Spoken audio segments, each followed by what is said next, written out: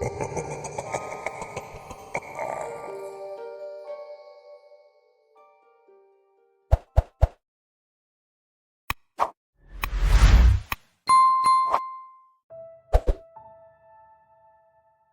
was something off about Max as he came back.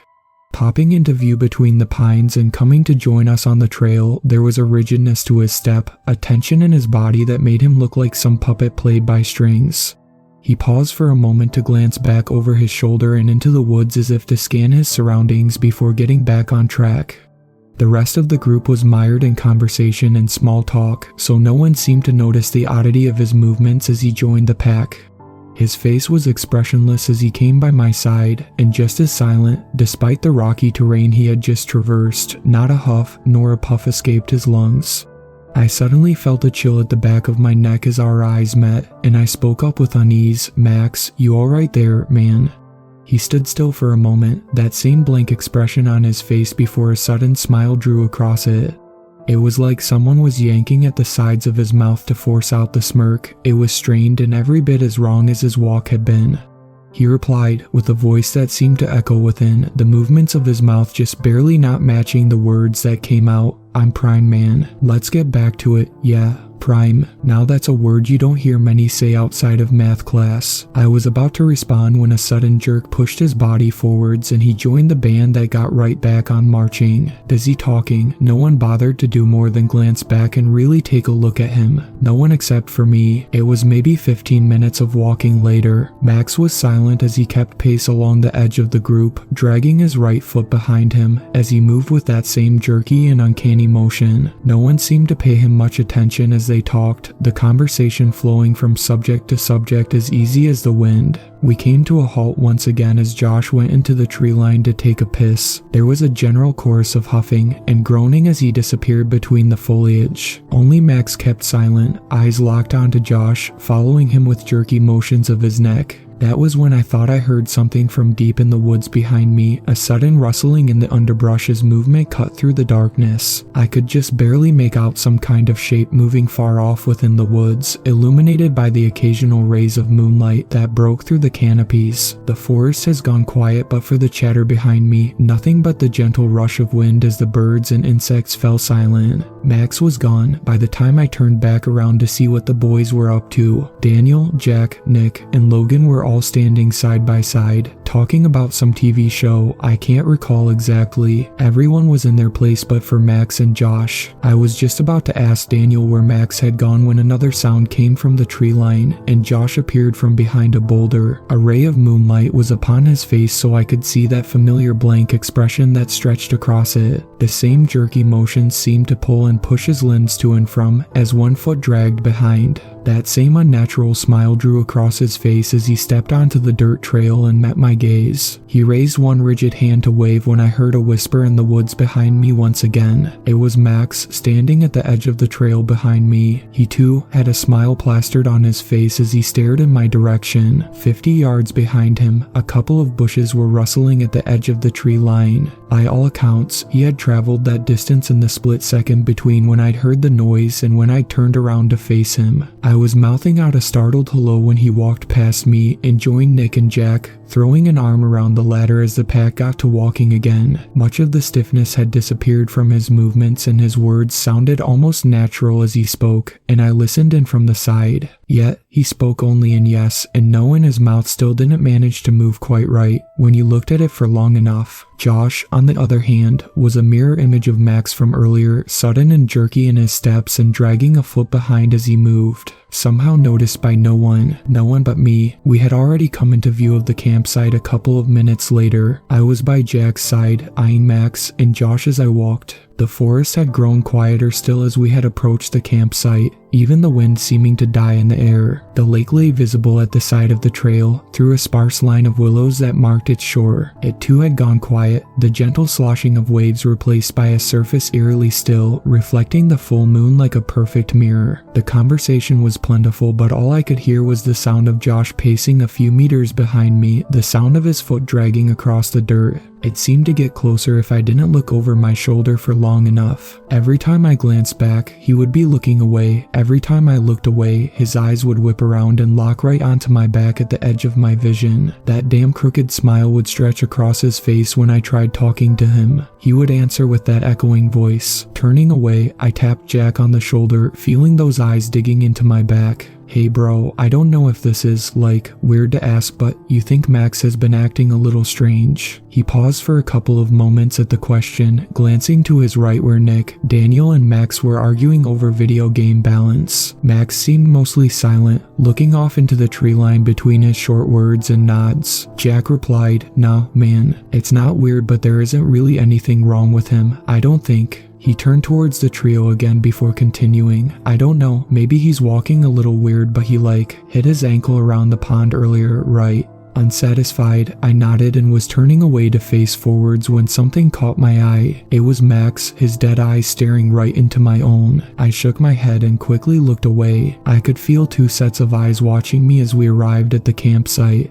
The fire was blazing in the fire pit as we held out our marshmallows over the flames, watching them char and melt into the sticks. Josh was sitting in front of me, going back and forth between staring up at the stars and losing his gaze in the fire pit. To my left, there was Max, eating his marshmallow with sudden fierce bites as if it was raw meat, and not fluffy sugar he was biting into. All around, the boys were tired from a long day's march, huddling around the fire in a cozy and intimate kind of silence, unaware of the strangeness in the air. I broke it by addressing Josh. "Yo dude, you remember that time we snuck a raccoon into the admin's room? When was that shit?" "It was." I gave a tiny pause, pretending to be trying to remember as I waited to see if he would say something.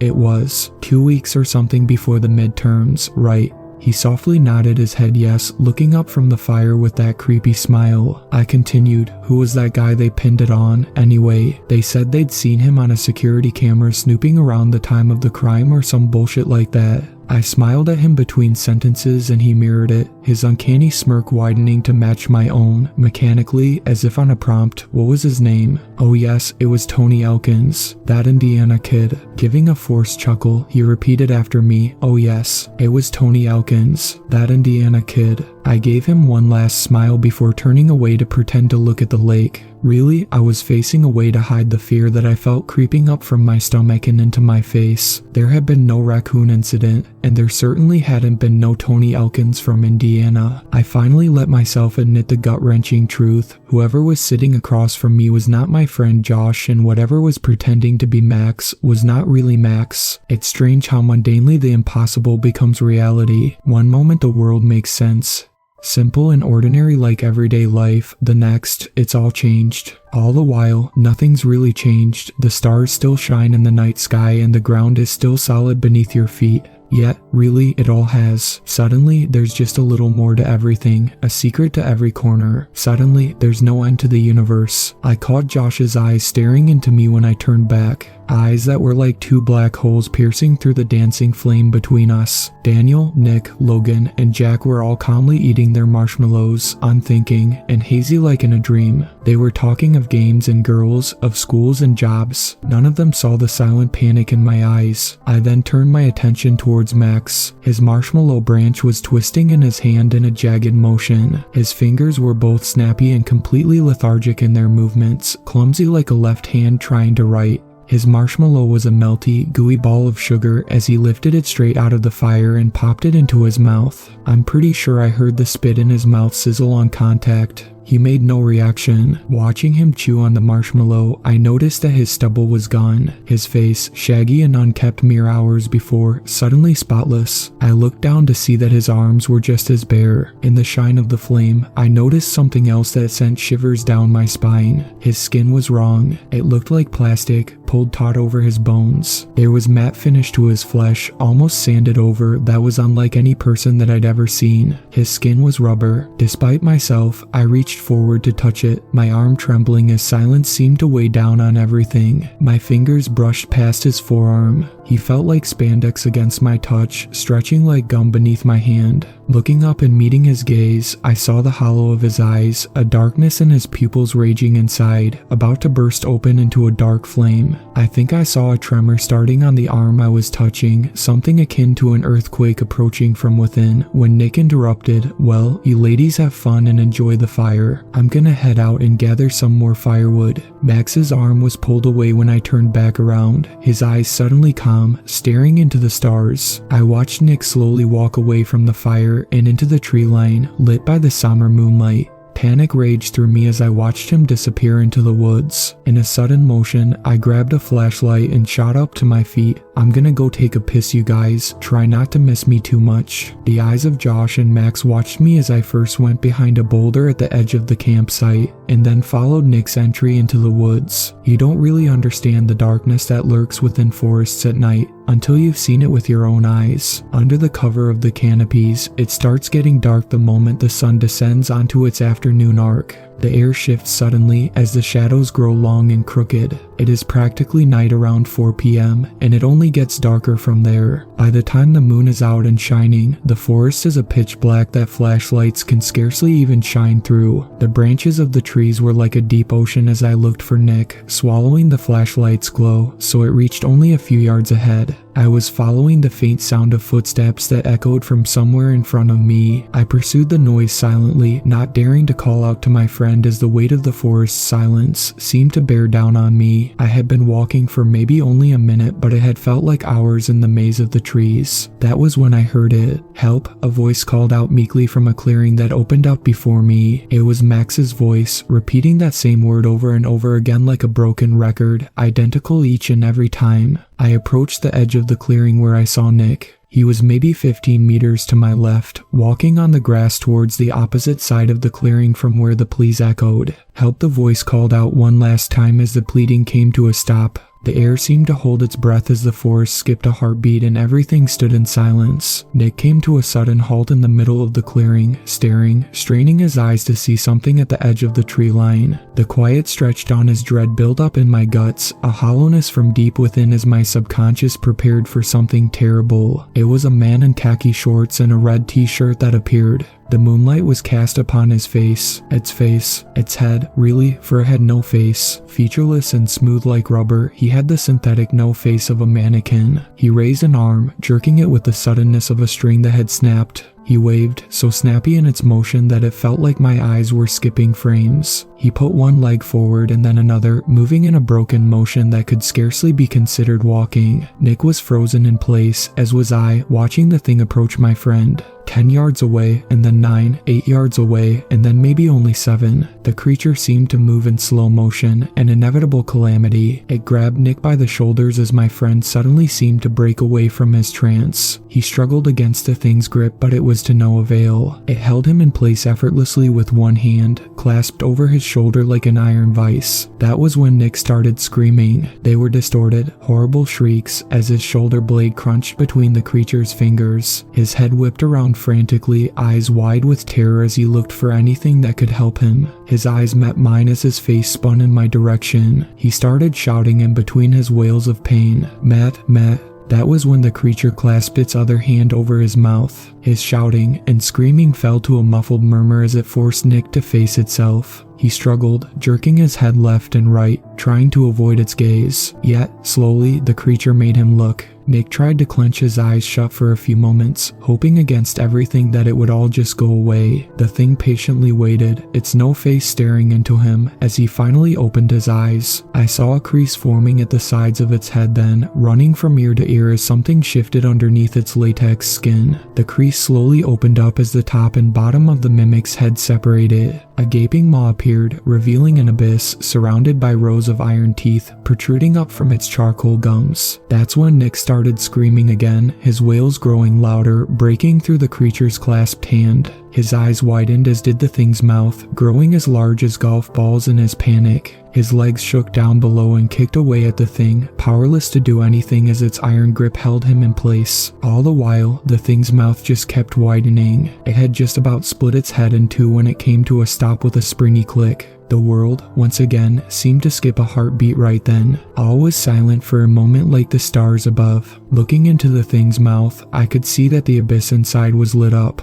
It was like the night sky, mesmerizing and infinite, as a billion stars spun in the void. Nick, too, appeared peaceful for a moment as he looked into his killer's maw. That was when the jaws closed. It happened too fast for my eye to register. One moment it was open and then it wasn't anymore. Nick's body convulsed for a few moments as the creature grinded its teeth against one another, crunching as he chewed through the spine. Nick's limp body met the ground with a hollow thud. A wet sloshing painted the ground as blood poured out from where his head had been. The creature cocked its head back before swallowing Nick. Its throat bulged, stretching like plastic as my friend's head traveled down into its stomach. A few moments had passed when it started convulsing, shivers running up and down its body as it seemed to seize. Its face was blurring, moving and shifting beneath the skin as a face seemed to take shape. First, it was a knot-like nose that rose to the surface, and then two hollows that slowly turned into eyes. Its flesh rippled in waves, as its clothes too changed shape and oscillations of color like a chameleon. It took only a minute, and then it was done. It had become Nick. It shuddered one last time, skin bulging and collapsing before he settled into its final shape.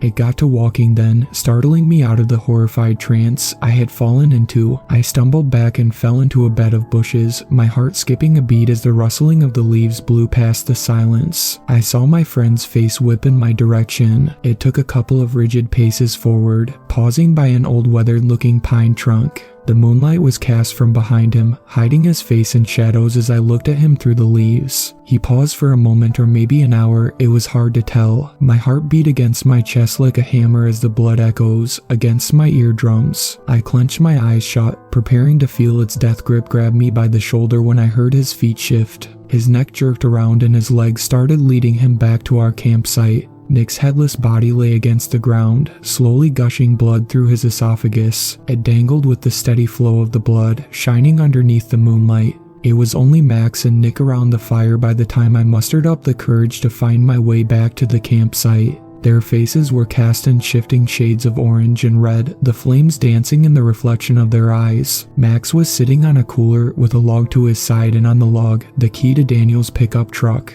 He seemed even livelier than before, tossing and catching a marshmallow in the air as I approached and sat on a log to his side. He greeted me jovially. "Matt, my man, how long you been pissing for, dude? You got prostate cancer or something?" He laughed at his own joke, catching the marshmallow before popping it into his mouth. He smiled as he chewed on it, and I gave him a meek nod. As I looked at him then, all I could see were those jaws closing around Nick's neck. Looking over the fire at his mimic, I could almost see how its body would look with its head missing, how the blood would be gushing, shining crimson in the firelight. Forcing myself to look away, I swallowed hard before turning towards Max and speaking up. "So, where's everyone gone, man? They ain't gotten snatched up by some fucking Sasquatch." I hope the forced chuckle felt horrible as it came out of my mouth, leaving me feeling exposed on all sides. These things weren't stupid, right? They must have known that I knew. They were just toying with me, leading me along until a jaw would suddenly shut around my neck. Matching my chuckle, Max laughed. "Nah, man, Josh just took them out to gather firewood." He looked over to Nick. "Big guy over here apparently came up with nothing." Nick looked up from the fire, his face stretched with that uncanny smile. "Yeah, man, my bad. They'll find some for sure." The silence hung in the air again as chilly winds washed ashore from the lake. Staring into the fire, I could see them eyeing one another with furtive looks. In between the cracks of the fire, I thought I could hear silent mutterings coming from their mouths, strange clicking sounds unlike any human language. I felt exposed like a lone tree atop a wind-swept hill, death blowing around me with the wind, surrounding me from every angle. The firelight was shining on the metal of the keychain, dancing and tempting. Fear felt tight at the back of my throat like a scream that wanted to escape. I pushed it down and got onto my feet. "I'm gonna get myself a Coke from the car. You guys want anything or nah?" Nick's head snapped up as I walked behind Max, eyeing the keys to his side. I was reaching down to get them when I felt him grip my arm. He was looking up at me, face split between the flames and the shadows of the night. The smile on his face had none of the uncanniness it had had before. The inhumanity of it was replaced by an evil that felt much too human instead. He spoke. "Why don't you sit down, Matty boy?" His hand felt like iron around my wrist as he dragged me back down to my seat. Nick was sitting upright on his log, as straight as an arrow, as he watched with a hunger that could have devoured worlds whole. I let out a long sigh, a sudden upwell of emotions rising from deep within me. Tears slowly trickled down my face as I looked back up to meet Max's hollow eyes. "You aren't gonna let me go, are you?" That's when I saw a crease forming at the edge of his mouth, stretching from ear to ear as his face started to blur. Out of the corner of my eye, I could see the same thing happening to my right. I had pretty much resigned myself to my fate when I saw it. A single red axe dug into a log between me and Nick. The fire shined upon its silver edge as it glowed as my last hope. The stars were showing between Max's teeth already, a fractal painting of nebulae in the plane of the galaxy. I felt almost at ease then, staring into that death. I thought of the late nights I would spend on the roof of my grandfather's farmhouse. I remembered how peaceful the wind had been, brushing past my face like the comets did the sky. For a moment, death felt like coming home. It was a metallic click that broke me out of my trance as Max's head snapped back. With a courage that seemed to swell out of thin air, I lunged for the axe and felt the handle between my hands. The world fell to silence. All I knew was the wood against my hand as the weight of the metal rushed through the air. The world seemed to spin, the wind rushing past as the axe met my foe. With a loud crunch, the blade lodged itself into Max's neck. A black, tar-like liquid rushed out of the wound as I let go of the weapon and it swayed in the air, sticking out of the dark flesh. His gaping maw slowly closed as his body fell off of the log and met the ground with a thud. The black blood pooled on the ground and flowed against his face as he lay dead, his blank expression double with its reflection upon the liquid's surface. Sound slowly returned to the world. As I turned away, the wind suddenly seemed loud as it blew by my ears and carried with it the death stench of the newly felled corpse. The axe suddenly felt as light as a feather in my hand, as adrenaline finally caught on to what was happening and rushed through my veins. My heart was beating against my chest so hard, I could feel veins bulging in my neck. Nick was to my right, frozen mid-bite as it realized what had just happened. With a sudden clicking sound, his plastic skin undulated, his body shaking as he lunged up at me. His hand struck just a few inches from my leg, biting into a log, crushing the wood like it had been made from cardboard. Jumping away, I yanked that axe free from the mimic's corpse and raised it over my head, bringing it down on his elbow. It broke clean off with a crunch as black liquid gushed from the newly formed stump. The clicking sound from before turned into an animal wailing that threatened to burst my eardrums. His sawed-off hand was still moving, dragging itself across the first in my direction, leaving a trail of black in its wake. Stepping backwards, I squashed it like a bug as the mimic won once again. It whipped through the air, scraping by my torso, marking my back with a dark, burning wound. I brought the axe down on its shoulder, separating its good arm from its body. Its wound seemed to squirm as its muscle fibers slithered over one another like dark worms. The creature lunged again, blood spraying from its gaping wounds. A streak of it hit my face as he swung the stump in my direction. I caught it midair with a swing of the axe, connecting to its torso with a wet thud. He collapsed on top of me as we came tumbling down on the grass. Yanking the axe free from its chest, I shoved it beneath its jaw, ramming the handle across its throat as jaws tried to bite down. Gone was the night sky between them, only the abyss remaining in the mimic's mouth. Despite its two missing hands, the creature's strength was immense, and its jaws were creeping closer and closer to my face, its drool dropping down on my face, burning my skin on contact.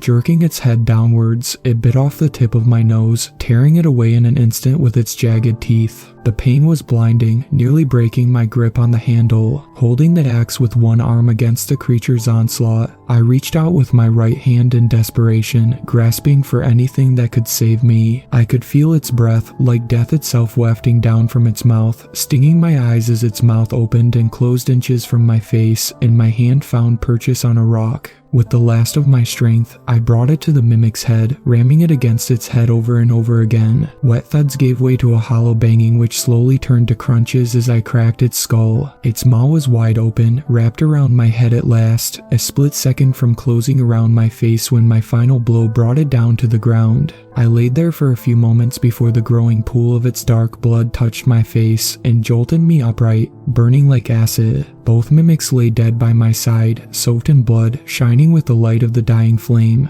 The adrenaline had mostly worn off by the time I got to the car. It was a strange calmness driving through the pines, with death mere minutes in my past. It was maybe an hour later that I'd reached the edge of the national park. That's when it all came back crashing down. I got out of the car and fell down onto the dirt, clutching my stomach as its contents spilled on the road. I fell away from my sickness and collapsed on the ground by the pickup side. The crunch of bones as the axe had met the creatures, the sound of flesh tearing as the mimic chewed on Nick's neck. That damn smile as Max came back from the woods and joined us on the trail. It all played through my mind at 100 miles an hour as I lay down, looking up at the stars. Despite everything that had happened, they shined on like they always had and always would, silent and eternal in their celestial seats. I laid there for maybe half an hour, letting the night sky calm me before a sound from the forest woke me back up. I listened in close, looking deep into that forest that held death inside. Meek sounding and seeming to echo, it was a help that came from between the pines. A moment later, the sound was multiplied all around me as the forest boomed with noise. Staggering back to the pickup, I grabbed a flashlight from the passenger seat. Slowly, I shined it across the tree line. There were hundreds of them, standing at the edge of the forest. Their no faces shined smooth with the light as my trembling hands led the flashlight from left to right. Their arms shot up to their sides, waving all in unison. They took a step forward, creeping closer from all directions when I ran back into the car. I heard their steps coming closer and closer as I fumbled with the keys against the ignition. I pressed down on the gas with all my might as the engine roared to life. I drove away, and on that night, the sun was poking up from between the mountains as I pulled into a motel. I had survived. It's been years now that this tale has been in my past. Sometimes I'll see something out of the corner of my eye as I'm driving on the interstate, maybe a meek voice from between the pines. Maybe it'll be just in my head, but I'll know to look away and drive on. If there's anything you take away from this tale, let it be just that. If, for whatever reason, you should find yourself face to face with something without a face, asking for help, don't be a good Samaritan. Just walk on and away. Walk on and you may just live to tell the tale.